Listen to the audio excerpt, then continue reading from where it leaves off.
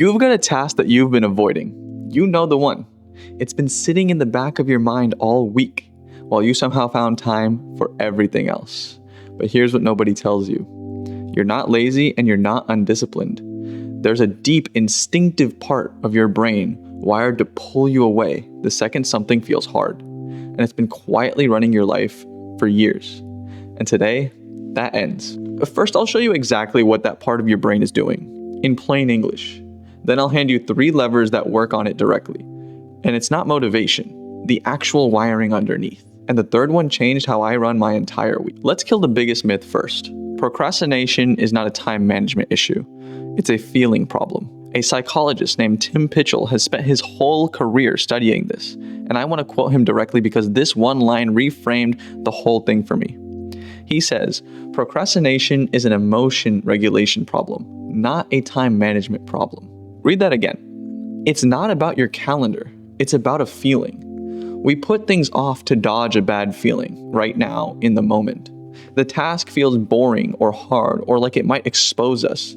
So your brain goes, nope, and grabs literally anything else.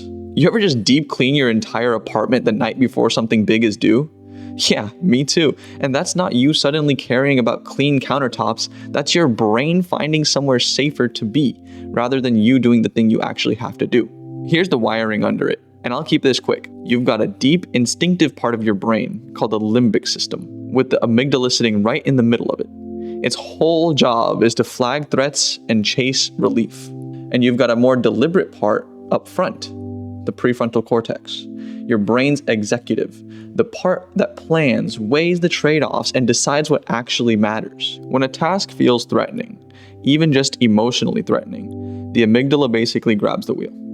Scientists call it the amygdala hijack, and the executive gets outvoted, and the book stays closed.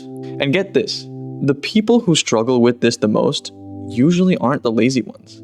Some of the most capable people I know will knock out 40 small tasks in a day just to avoid the one that actually scares them. Let me tell you when this actually clicked for me. Back in high school, things at home weren't exactly stable. I won't get into all of it here, but the short version is I was running on a pretty empty tank emotionally. And day to day, that looked simple. I couldn't start anything until the absolute last second. Papers, projects, all of it. I'd be up at 2 a.m., eyes burning, slamming it out the night before. And here's the part that actually kept me stuck. I was getting good grades. It seemed like it was working. But the reality is, it wasn't working. I was just paying for it in sleep and stress and this nagging feeling in the back of my head that never really switched off. I figured the problem was discipline, so I'd pile on more guilt, which I know now just feeds the amygdala. More threat, more avoidance, round and round it goes. It wasn't until college, once I'd actually dealt with some of the personal stuff, that I found the real fix. And it had nothing to do with doing things earlier. It was about choosing the right things on purpose, getting the important stuff done efficiently so I could actually have a life. And that's the whole game. It's not the grind set. It's not grinding more. It's grinding honestly on the few things that matter, and then getting to enjoy all the other time. All right, here are the 3 levers, and none of them are just try harder. Lever 1. Make the task so small, your brain stops treating it as a threat. Remember, the amygdala reacts to how big and how vague a thing feels. Write the report is a giant fuzzy cloud of dread, but open the doc and write 1 sentence, that doesn't have to be anything good. Your brain barely clocks that as a task. There's a researcher named Peter Gollwitzer who tested this across roughly 94 studies. And the move that kept winning was almost stupidly specific. Not I'll work out more. Instead, at 7 a.m. in my living room, I do 10 push-ups. The when, the where, and the what. That specificity is what disarms the dread. Ali Abdaal has a version of this that I really like. The 5-minute timer. You don't commit to the task. You commit to 5 minutes. That's it. And 9 times out of 10, once you're moving, you keep going. Objects in motion stay in motion. 5 minutes is the bait.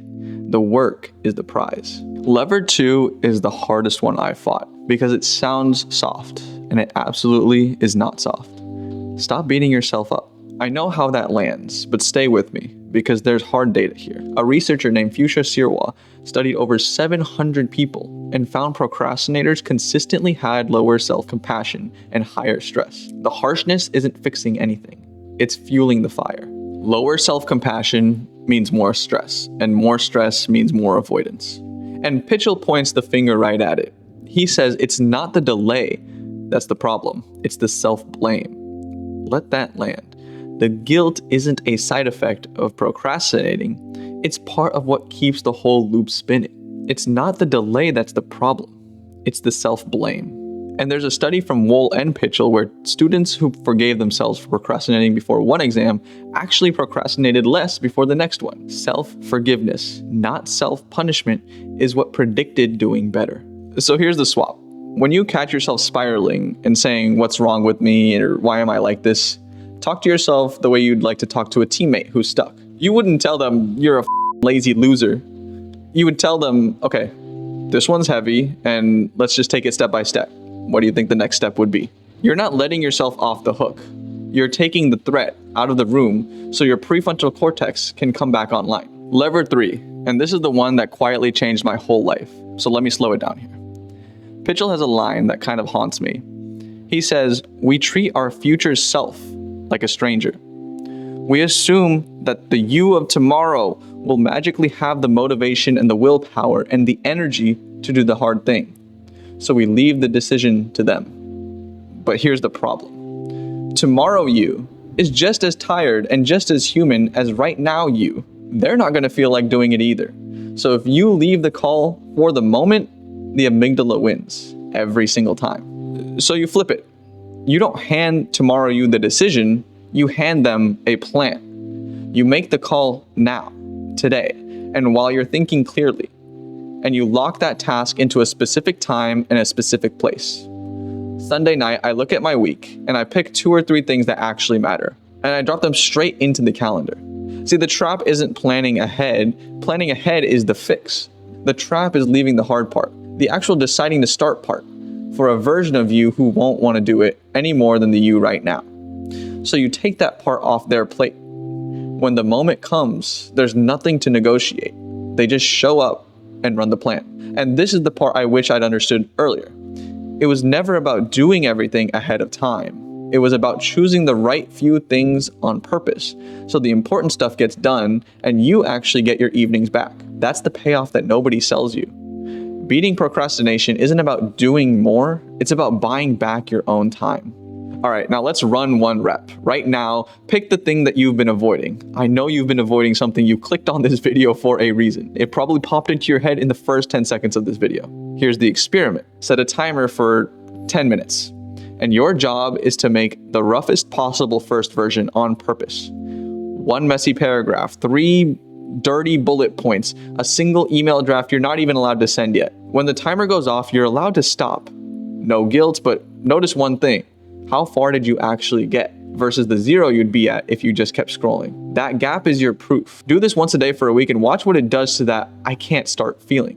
Those 10 minutes that you carve out can be instrumental to your productivity going forward. Now, I know there's going to be some pushback. I know you're already typing. Some people are just lazy. Look, low energy is real. But if you've ever pulled an all-nighter to finish something, you are physically capable of effort. And that's not laziness. That's a switch that only flips under pressure. We're just trying to flip it without the panic. Some may say, "Oh, but I do my best work under pressure." Maybe. Or maybe you only find out it was fine because the deadline finally made avoiding it scarier than actually doing it. You can get that same push from lever 1 without torching your sleep. I tried the 5-minute thing and I stopped at 5 minutes. Good. That still counts. You still proved that the task wasn't a monster to you. You keep stacking those 5 minutes and that task eventually just gets done. So here's where we land. You were never lazy. Your brain just has an instinctive, emotional alarm that goes off when a task feels threatening, and it overrides the executive. That's the entire mechanism. You were never lazy, and all 3 levers aim at that alarm, not your willpower. Number 1, shrink the task until it stops setting off the alarm. Number 2, drop the shame, because the harshness is fuel for the fire. And lever 3, decide in advance so that the future you just has to execute. That's the system that got me out of doing things last minute. All right, now if this reframed even one thing for you, tell me in the comments which lever you're actually going to try. I read the comments and your answers genuinely help me make the next one sharper. And if you want the deeper version of lever 3, how I actually plan a week so it basically runs itself, I can make a video on that. Subscribe so the next video finds you when it drops. Now go sit down for 10 minutes and get some stuff done. I'll see you in the next one.